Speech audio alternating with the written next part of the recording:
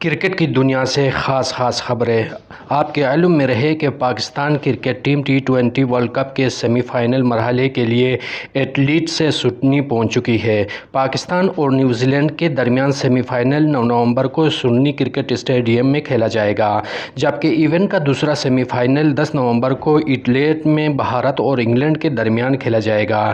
Mega event کا final اتوار 13 نومبر کو میلبورن کرکٹ اسٹیڈیم میں کھیلا جائے گا۔ پاکستان کے سیمی فائنل میں پہنچنے پر آسٹریلیا میں ایئر ٹکٹ کے دام میں اضافہ دیکھنے میں آیا ہے۔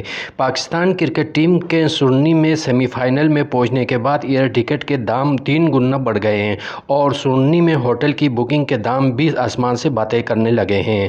ایڈیلیڈ سے سڈنی کی فلائٹ کے ٹکٹ کی قیمت $200 سے بڑھ کر $600 تک جا پہنچی ہے۔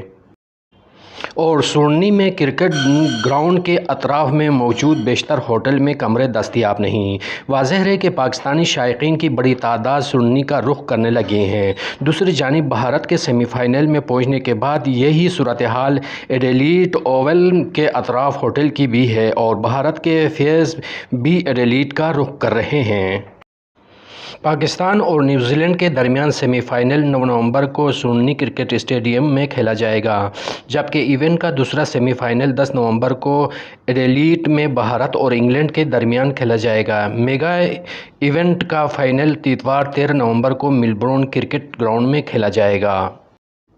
T20 ورلڈ کپ کا سپر 12 مرحلہ مکمل ہو گیا۔ آخری میچ میں بھارت نے زمبابوے کو 31 رن سے ہرا کر گروپ 1 ٹاپ کر لیا۔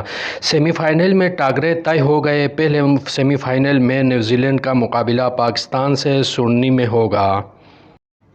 دوسری جانب شاداب خان 2017 سے اب تک مجموعی طور پر 291 اوورز کرا چکے ہیں، جس میں نائب کپتان نے پاکستان کے لیے 97 وکٹیں حاصل کرکے شاہد افریدی کا ریکارڈ برابر کر دیا۔